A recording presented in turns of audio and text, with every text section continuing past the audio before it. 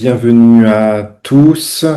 Alors, dans le cadre des certificats exécutifs IA de l'IAE Paris-Sorbonne et de Néocognition, et dans le cadre du club IA des alumni de l'IAE Paris-Sorbonne, nous avons le plaisir d'accueillir ce soir Aya Nagy, qui est ingénieur IA au sein du groupe Renault et qui va nous présenter son intervention intitulée Transformer le processus Procure to Pay grâce à l'IA, le cas du groupe Renault.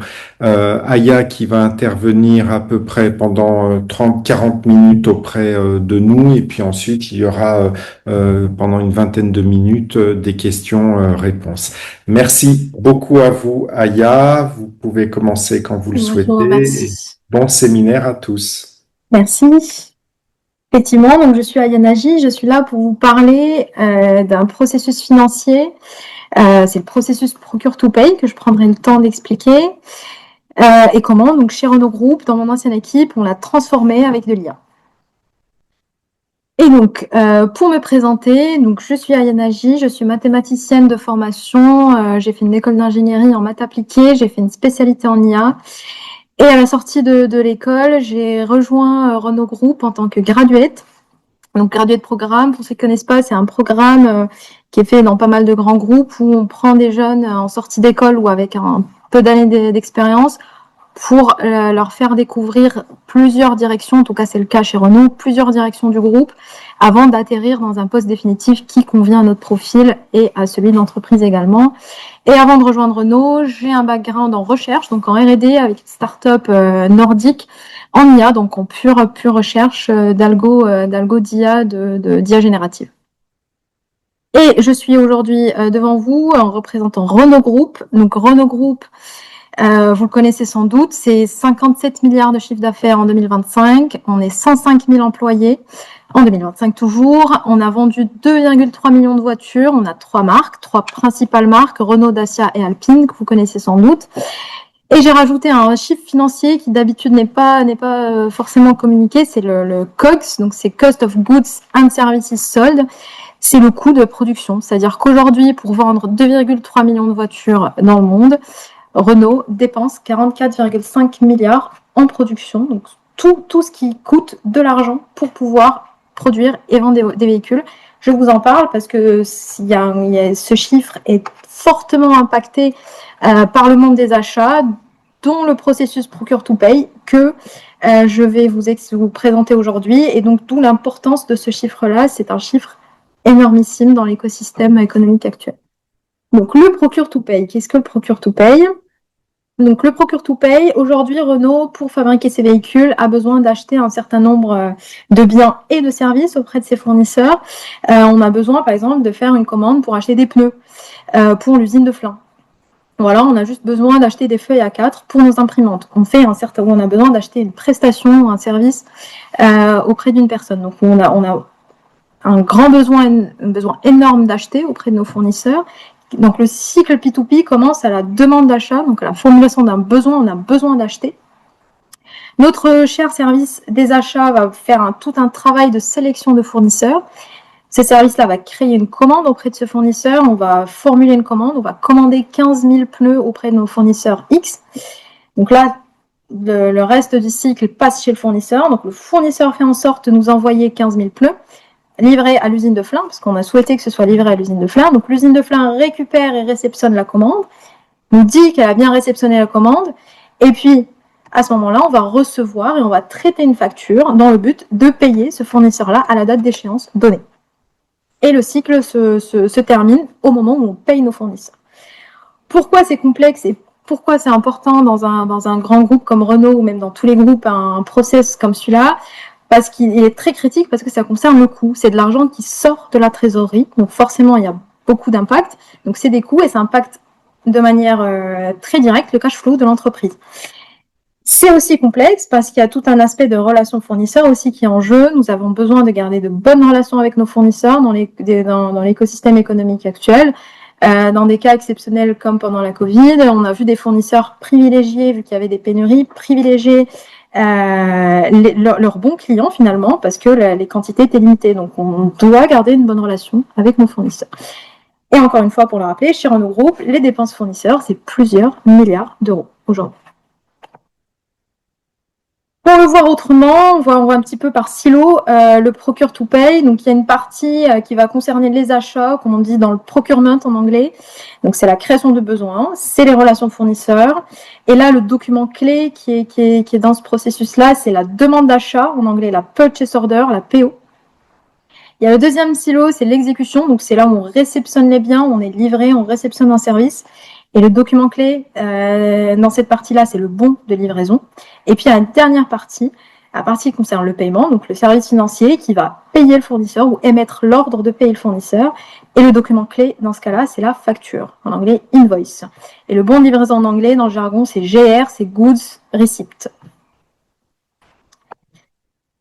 Ce processus-là, étant donné qu'il est complexe, il est couplé de challenges business qui sont énormissimes et qu'on retrouve quasiment dans tous les grands groupes comme Renault. Et donc, j'en ai sélectionné 2. Il y en a énormément. On peut en parler pendant la session questions-réponses si vous voulez en découvrir d'autres. J'en ai pris 2. Alors, je vous présente très brièvement les challenges. Ensuite, je vais vous parler un petit peu d'IA parce que on parle du procure to pay, mais je parle aussi d'IA et après, on va voir comment on fait pour résoudre ces challenges-là avec de l'IA. Et je reviens à chaque fois en reprenant les 2 cas par cas, où on ira en détail dans le challenge, etc. Donc, je vais rester très, très superficielle pour l'instant. Donc, premier challenge que j'ai choisi, c'est les doublons de factures. Aujourd'hui, un groupe comme Renault reçoit des millions de factures. C'est beaucoup de travail quotidien, donc on a plusieurs factures qu'on reçoit. Il se peut qu'on reçoive la même facture 2 fois, 3 fois, voire plusieurs fois. Avec les factures sont parfois similaires, mais pas identiques. On peut retrouver la même facture, mais juste avec une adresse qui a été erronée, qui a été corrigée entre-temps, etc. Sauf que dans la complexité du process et dans la volumétrie de la donnée qu'on traite quotidiennement, il arrive, ou en tout cas il y a un risque qu'on paye cette facture-là plusieurs fois. Il faut faire attention pour détecter les factures en double pour ne pas effectuer un paiement plusieurs fois. Donc ça, c'est le premier challenge auquel on va s'adresser. Et puis le deuxième, c'est les paiements à l'heure ou les paiements, contrairement aux paiements en retard ou aux paiements à l'avance. Donc on doit payer nos fournisseurs à la date d'échéance. On ne veut pas les payer en retard. Pourquoi on ne veut pas les payer en retard? On ne veut pas les payer en retard parce qu'on ne veut pas perdre nos fournisseurs. Ça ne se fait pas de payer un fournisseur en retard. Parce que aussi, on a un risque d'avoir une amende d'un organisme de l'État qui s'appelle la DGCCRF, on a un risque d'amende si on ne paye pas nos fournisseurs à l'heure. On a donc le challenge de garder une bonne relation fournisseur, et puis c'est aussi une image de marque, parce qu'un taux de paiement à l'heure aujourd'hui est public. On publie notre taux de paiement à l'heure, et quand on a des concurrents qui publient un taux de paiement à l'heure proche de 100%, c'est notre image de marque aussi qui est mise en jeu. On a envie de aussi publier un taux de paiement à l'heure qui soit proche de 100%, voire à 100%. Vous allez me dire, d'accord, mais pourquoi on ne les paye pas à l'avance et on garde une marge? Non, on ne peut pas faire ça, ou alors c'est déconseillé de faire ça parce que le challenge est encore là. On doit garder l'argent le plus longtemps possible. On doit payer à l'heure. Pourquoi? Parce que c'est un risque sur notre trésorerie. Et donc, tout l'enjeu, c'est de faire en sorte de payer à l'heure, et vraiment à l'heure. Alors, on va s'attaquer à ces problématiques-là et je vous expliquerai comment on a fait pour les résoudre chez Renault Group en utilisant de l'IA, pas que, mais en utilisant de l'IA. Et je vais commencer par faire une toute petite, vous savez sans doute beaucoup de choses sur l'IA, mais juste une petite acculturation. Alors, l'IA, c'est quelque chose de très ancien, qui existe même avant les années 50. L'IA, c'est uniquement une sous-partie du monde formidable de l'algorithme et de l'algorithmie et de l'informatique. Donc l'algorithmie, c'est l'ensemble des règles qu'on va donner à une machine pour que cette machine va réaliser des tâches à partir d'une base de données. L'IA étant donc des techniques qui sont des algorithmes, mais qui vont permettre à ces machines-là d'imiter une espèce d'intelligence humaine, de faire des tâches qui étaient autrefois liées à l'intelligence humaine, comme l'analyse, l'apprentissage, la prédiction, la génération, la créativité, etc. Donc ça, c'est l'IA, ça existe depuis très longtemps. On la connaissait sous une forme de machine learning, donc on ne connaissait pas encore ChatGPT. ChatGPT se retrouve dans la toute petite brique-là des LLM, des Large Language Models. Donc ça, ce sont les modèles qui vont générer du texte. On peut générer des images, etc. C'est ce qu'on appelle de l'IA générative. Mais cette sous-partie de l'IA qui a connu un essor récemment fait partie d'une sous-partie du machine learning qui s'appelle le deep learning, qui sont des fonctions mathématiques, donc qui vont se baser sur le fonctionnement des neurones humains, donc la façon de recevoir un signal, de le traiter et de réagir en conséquent. Ce sont des fonctions qu'on appelle des réseaux de neurones, et ces réseaux de neurones ont donné un cas d'usage bien particulier, qui est le LLM, le Large Language Model, qui est très à la mode aujourd'hui. Mais l'IA, c'est aussi des modèles plus classiques, on va dire. Ce sont des fonctions mathématiques qui vont nous permettre de prédire la météo qu'il va faire demain, de prédire si un patient a un risque d'avoir un diabète de type 2 ou une maladie génétique, etc. Quand je vais vous parler d'IA aujourd'hui, je vais vous parler de l'IA dans sa globalité, et pour chaque cas d'usage, on va spécifier quel type d'IA a été utilisé. Pour faire simple, comme j'ai dit, l'IA, c'est un ensemble de techniques informatiques qui vont permettre à une machine d'apprendre à partir de données et donc de réaliser des tâches complexes. Comment cette IA intervient aujourd'hui dans le cadre du processus Procure-to-Pay? Sous 4 façons différentes. Tout d'abord, pour détecter des motifs qui se répètent, qui soient complexes. Donc, l'IA va nous permettre d'identifier les patterns complexes qui se répètent dans notre processus, de pouvoir donc identifier des anomalies, comme dans le cas des fraudes par exemple, la détection des anomalies, identifier quelque chose qui ne va pas. On lève la main, on dit quelque chose ne va pas ici. Ça, c'est une des capacités de l'IA aujourd'hui. L'IA permet aussi de prédire, d'anticiper, d'identifier des risques futurs, mais aussi et surtout, c'est ce que j'aime beaucoup, moi, c'est ma partie préférée, c'est que l'IA aujourd'hui permet d'expliquer surtout pourquoi, quand ça se passe mal aujourd'hui, d'accord, on sait l'identifier, d'accord, on sait l'anticiper, mais aujourd'hui, on sait surtout l'expliquer. Pourquoi ça se passait mal jusqu'à présent? Et une fois qu'on a compris pourquoi ça se passait mal jusqu'à présent, ça nous permet d'identifier des leviers pour pouvoir transformer nos méthodes de travail et nos processus actuels pour que ça n'arrive pas dans le futur. Juste un petit point de dire pourquoi on en parle, l'IA aujourd'hui, pourquoi c'est à la mode. Je vous dis que ça existe depuis les années 50, voire avant. Pourquoi? Pour 3 raisons différentes. Parce que de 1, on a eu un progrès autour de l'IA générative, ce qu'on appelle la GenAI dernièrement. Donc ce sont des algorithmes qui ont été très connus et qui ont fait un grand buzz dernièrement par leur capacité à faire des choses complètement nouvelles. Et ce qui a permis de démocratiser l'IA auprès du grand public. Parce qu'on a plus de capacité de calcul, tout simplement, qu'on avait pendant les années 50 ou 80, parce qu'on a beaucoup plus facilement accès à la donnée, parce qu'on a beaucoup plus de données aujourd'hui qu'avant, et parce que réellement, l'IA permet, si l'IA est bien utilisée, de transformer de manière très structurelle notre monde de travail aujourd'hui, et on l'a vu. Pour revenir à notre Procure-to-Pay, maintenant qu'on sait ce que c'est que l'IA et comment on l'a utilisé, je reprends les factures en double. Donc je repose le problème. Chaque année, on traite des millions de factures. Et il y a un risque de payer plusieurs fois une même facture. Comment ça se fait? Alors, les doublons ne sont pas identiques, ils ne sont jamais identiques. Sinon, ce ne serait pas un doublon. Sinon, on saurait que cette facture-là, on l'a juste reçue 2 fois et dans le système, elle ne serait pas enregistrée 2 fois finalement.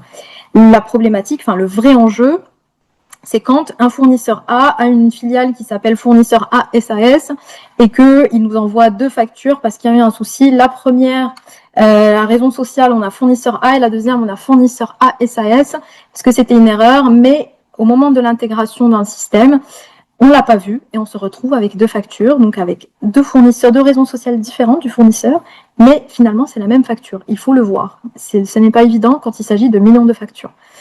Des fois on a le même montant mais la date est différente, des fois on a le même montant mais pas la même devise, et donc ce qui fait qu'on ne fait pas attention, on ne pense pas que c'est la même facture. Il peut y avoir des erreurs de saisie. Il peut y avoir aussi toutes les problématiques liées à l'intégration de la facture, parce qu'aujourd'hui quand on reçoit une facture, on peut l'intégrer de manière complètement digitalisée avec des OCR, donc ce sont des scanners avec un petit peu d'IA qui vont transformer la facture, donc PDF ou papier, directement saisie dans le système avec les champs bien écrits, etc. On peut faire en sorte de mettre un O à la place d'un 0 ou faire des erreurs qui font qu'on peut se retrouver avec une même facture plusieurs fois. C'est un risque énormissime, c'est beaucoup d'argent qui est en jeu aujourd'hui.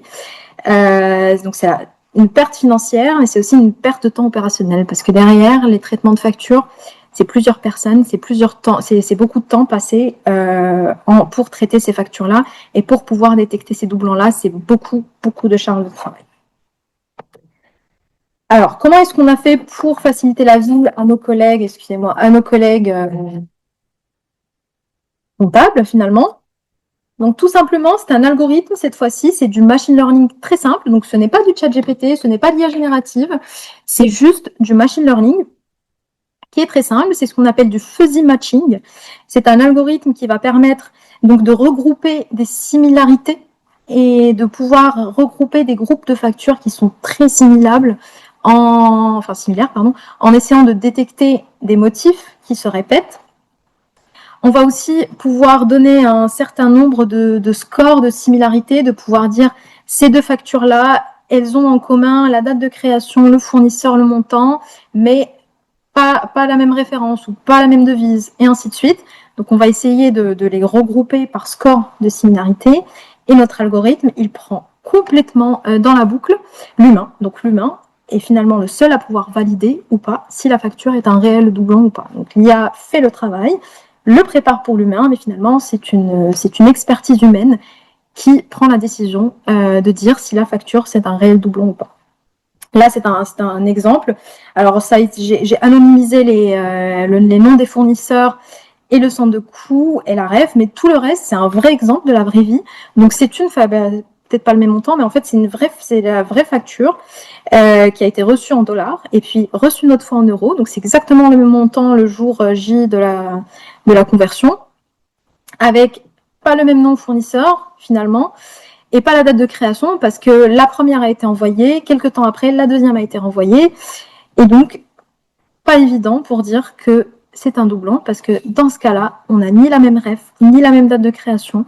Bon, l'année fiscale, c'est normal que ce soit similaire pour des millions de factures, pas le même fournisseur, pas le même montant, pas la même devise. Finalement, il n'y a que le centre de coût qui est en commun. Donc, vous voyez la complexité d'un algorithme qui puisse, à partir de ça, ressortir que c'est un réel doublon de facture. Alors, c'était tout pour la première problématique, des doublons de facture. Vous me reposerez vos questions à la fin si vous en avez. Deuxième problématique, vous vous rappelez, c'est le paiement à l'heure. Aujourd'hui, on a besoin de payer nos fournisseurs finalement.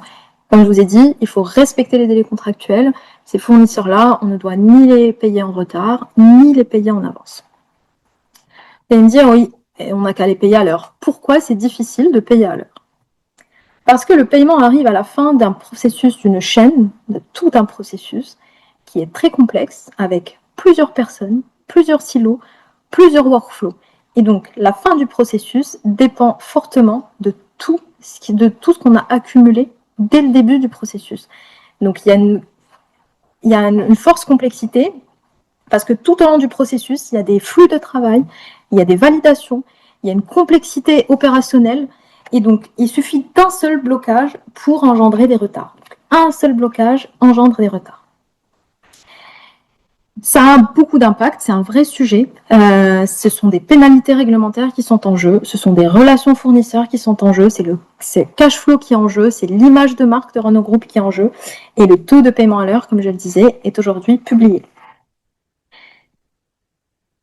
Alors, les anomalies de ce processus-là. Alors, on a plusieurs anomalies qui sont liées à ce processus-là, et tout l'enjeu, c'est de pouvoir les identifier.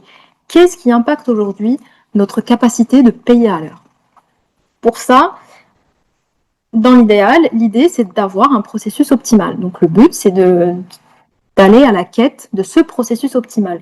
Le but, c'est de faire en sorte que tout notre processus se déroule sans qu'il y ait d'impact sur le paiement.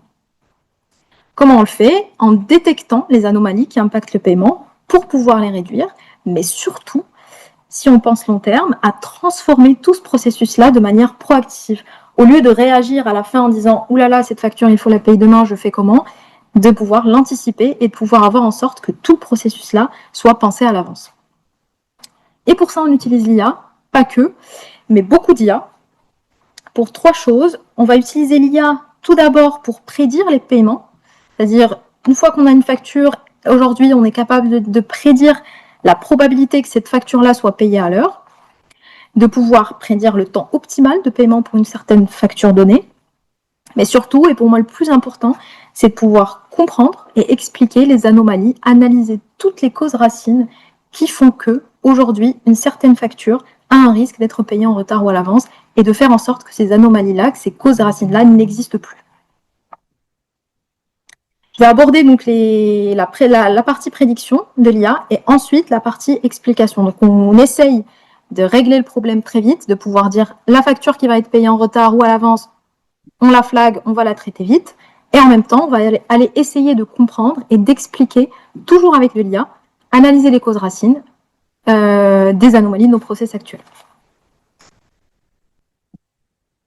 Et donc, la première partie, c'est la prédiction. Donc ça, encore une fois, c'est un algorithme de machine learning classique qui, donc pour chaque facture donnée, dès que la facture est publiée dans notre système informatique financier, on est capable de dire aujourd'hui, cette facture-là, comme la première par exemple, on prédit qu'elle va être payée en retard avec une probabilité de 100%. On a toujours une probabilité, parce que le machine learning, ce n'est pas c'est de la probabilité, on n'est jamais sûr, mais 100%, on y est presque, mais voilà, donc il faut toujours regarder l'aspect que l'IA, des fois, prédit des choses, mais avec une probabilité, donc on garde que celles qui sont élevées. Ces factures-là, on peut les flaguer, on peut les prioriser selon un certain nombre de critères métiers. Est-ce que la date de paiement s'approche? Est-ce que c'est un grand montant? Etc. Donc, pour plusieurs raisons, on va venir prioriser certaines factures plus que d'autres. Notre petit algorithme de machine learning permet aujourd'hui de donner des raisons pour lesquelles il a prédit que cette facture-là va être payée en retard, parce que depuis la date qu'on l'a capturée jusqu'à la date d'échéance, on n'a pas beaucoup de temps, ce qui fait que d'avance, on part avec un certain nombre de retards qu'il faut essayer de rattraper au cours du processus. On va avoir un certain nombre de raisons, il y en a certaines que j'ai cachées, voilà, et puis il y a une certaine balance entre nous et notre fournisseur, parce que si on achète souvent au même fournisseur, des fois on a des avoirs fournisseurs, donc il y a toujours une entité qui doit de l'argent à une autre entité, donc il y a cette espèce de balance qui, des fois, quand elle n'est pas équilibrée, fait que le workflow en question est différent.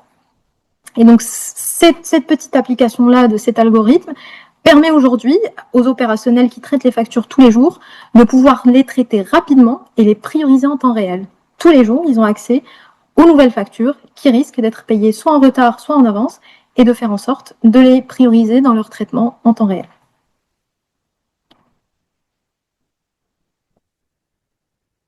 Alors ensuite, avant d'aller plus loin, donc je vous ai parlé de l'IA pour prédire, et là je vais vous parler de l'IA pour expliquer.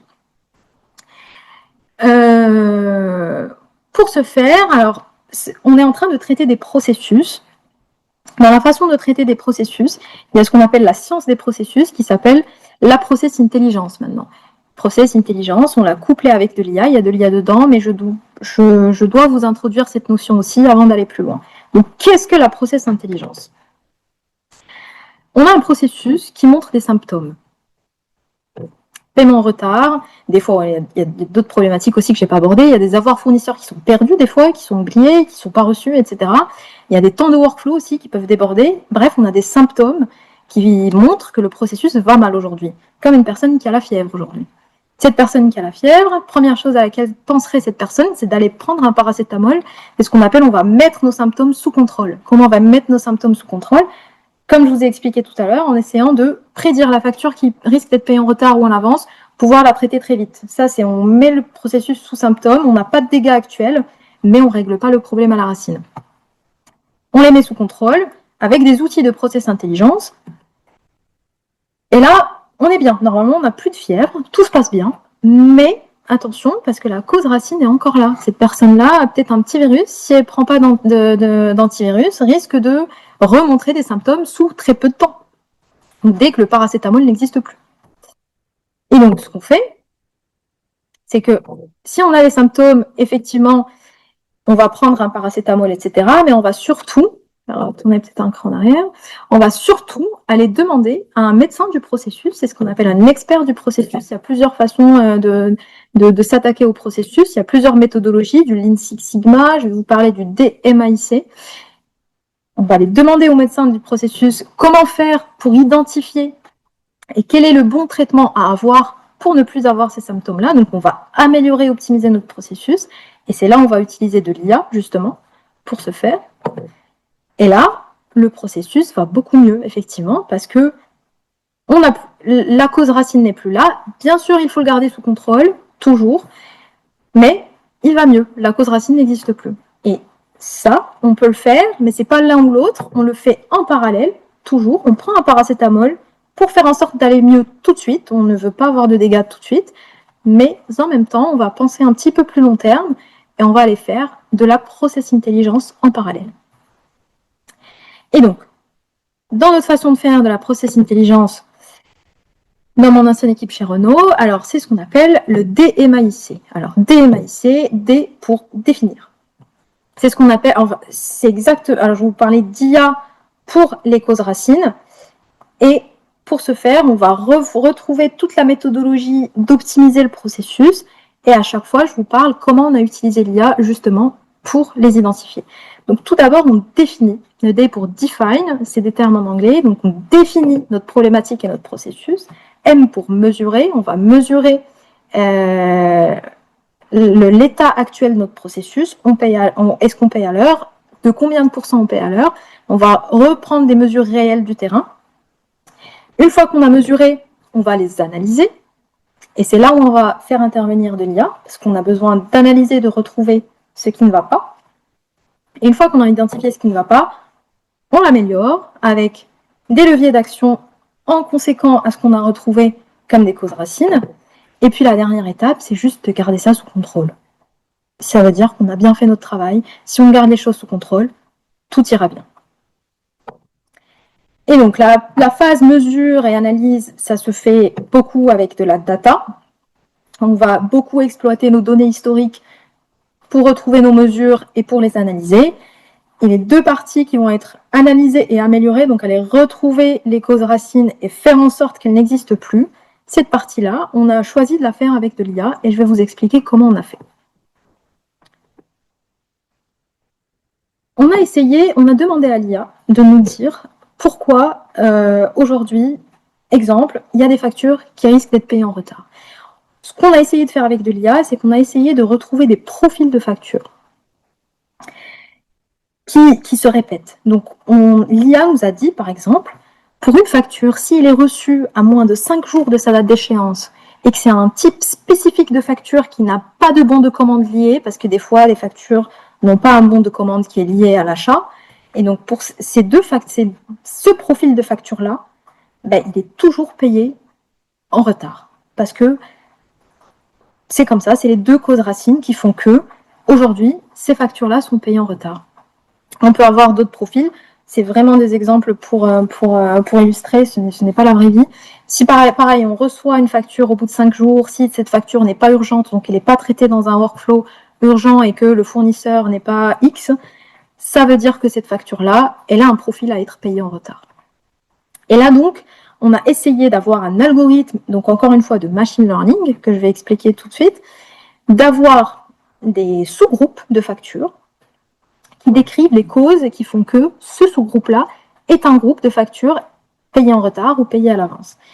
Et on a choisi de chercher ces groupes-là par 3 critères. Alors tout d'abord, encore une fois, c'est une IA. On a choisi de prendre une IA qui nous donne un taux de confiance qui soit très très élevé, donc proche du 100%. On veut retrouver des groupes qui soient représentatifs de la vraie vie, c'est-à-dire que notre but, c'est de comprendre pourquoi, en globalité, certains groupes, si ce groupe de factures-là représente plus de 10% de nos factures annuelles, c'est un bon groupe pour nous. Alors que si ça représente 2 factures par an, c'est des exceptions, ça peut arriver. Mais des fois, on a des groupes qui représentent jusqu'à 50-80% de nos factures annuelles. Ça veut dire que c'est exactement le même pattern qui se répète. Et puis, dernier critère qu'on a choisi, c'est qu'on veut un minimum de causes possibles, c'est-à-dire qu'on veut remonter le plus loin possible dans la recherche des causes racines. Et on veut pas beaucoup, on veut les causes racines. Le moins on a, le mieux c'est, parce que si on arrive à décrire 80% de nos factures annuelles dans un seul profil, et que ce profil-là, c'est uniquement 2 critères, derrière, les leviers d'action seront beaucoup plus simples à appliquer. Et donc ça, c'est un outil de machine learning qu'on a complètement fabriqué donc in-house chez nous, et donc qui a donné ces résultats. Comment notre algorithme il fonctionne? On peut le voir comme un arbre de décision, voilà, pour faire simple, pour l'illustrer. On a un seul critère, l'algorithme il divise les profils par critère.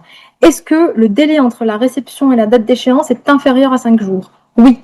Est-ce que cette facture-là est urgente? Oui. Bah alors là, il n'y a pas de problème, on la paye à l'heure, on n'a pas de souci. Par contre, si elle ne l'est pas et si le fournisseur n'est pas lui, bah là, on paie en retard, alors que si le fournisseur c'est lui, c'est pas grave, on n'a pas de problème. Et donc, ça va être là le petit groupe qui va nous intéresser si on veut analyser les paiements en retard. Et on essaye de faire ça en choisissant les blocs qui contiennent le plus de... On va faire passer toutes nos factures par ce même schéma. Et si dans un seul nœud, on va retrouver des factures supérieures, un nombre de factures supérieur à un nombre X, bah ça nous intéresse avec, bien sûr, le deuxième critère, donc c'est combien on prend à la profondeur de l'arbre. On va essayer de s'arrêter le plus haut possible dans l'arbre si on a suffisamment de factures et si on est suffisamment sûr du taux de confiance de l'IA.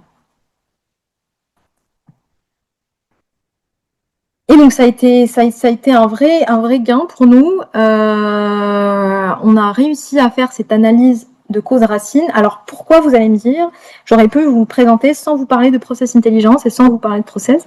Pourquoi c'est important de faire ça au sein d'un processus et de ne pas voir la chose comme si c'était un problème complètement statique? Pour plusieurs raisons. Parce que finalement, on est au sein d'un processus. Extraire la problématique de son contexte, ça limite notre vue sur la chose.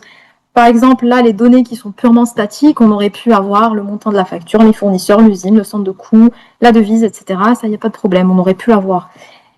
Mais ça n'est qu'une vision très, très partielle de l'anomalie. Parce que l'anomalie intervient dans le cadre d'un processus, et dans le cadre d'un processus, on a des données qui ne sont pas statiques, on a des données qui évoluent dans le temps, on a des temps de cycle, on a des workflows, on a des variants du process. Des fois, ça se passe comme ça, mais un jour, ça se passe différemment. Et puis, si la validation n'aboutit pas, il se passe quelque chose. Donc, les variants de process sont très diversifiés. Des fois, on peut avoir des boucles au sein d'un même processus, on peut faire des allers-retours. Les segments du process, ils ont des lead time à chaque fois. On a des événements qui se succèdent d'une manière ou d'une autre en fonction de la variante du processus. Et donc, pouvoir faire cette IA-là qui soit à la fois intégrée dans tout notre écosystème de processus pour que l'IA ait tout le contexte, a permis à ce qu'on ait un outil qui, aujourd'hui, est généralisable à tout processus. C'est-à-dire qu'aujourd'hui, on a été capable de faire exactement la même chose pour des processus qui ne sont même pas des processus financiers, parce que la méthodologie est là et parce que on arrive à extraire de la donnée, peu importe le process, extraire la donnée suffisante du process pour que l'IA soit fiable. Et donc, on a eu des capacités prédictives bien sûr beaucoup plus fortes, évidemment, parce qu'on a beaucoup plus de contexte à donner à l'IA. Et l'IA, ce qui fait que l'IA limite énormément ses erreurs. Et je vais conclure. Donc aujourd'hui, au sein de Renault, on fait de l'IA pour expliquer, pour prédire, pour détecter des anomalies. Ces leviers-là ne sont pas contradictoires, ces deux leviers sont complémentaires aujourd'hui, ce qui nous permet d'avancer beaucoup plus vite, à la fois sur le court, sur le moyen et sur le long terme. Donc, on a réussi aujourd'hui à expliquer nos anomalies, surtout dans le processus Procure-to-Pay que je suis venue présenter aujourd'hui. On a réussi à améliorer le diagnostic de nos anomalies. En même temps, on a réussi à prédire les retards des paiements et les paiements avant l'heure. On a réussi à les prioriser. On a réussi à prédire les doublons de factures également. L'IA, aujourd'hui, comme on la conçoit, elle permet de transformer l'analyse et elle permet de faire évoluer énormément notre prise de décision. On a arrêté d'être dans une logique qui est très réactive, de réagir face à un problème. Là, on est dans l'anticipation, on est dans la proactivité. Et donc, à vraie valeur, si je peux conclure, ça vient de l'IA, mais de l'IA couplée au métier. Donc dans ce cas-là, le métier, ça a été la transformation des processus. Et je vous remercie. Bon, bah, très bien. Merci à vous pour cette intervention très instructive. Merci à tous de nous avoir rejoints. Et puis, Merci à vous. bah, bonne soirée et puis à bientôt. Merci. Merci. Merci à tous.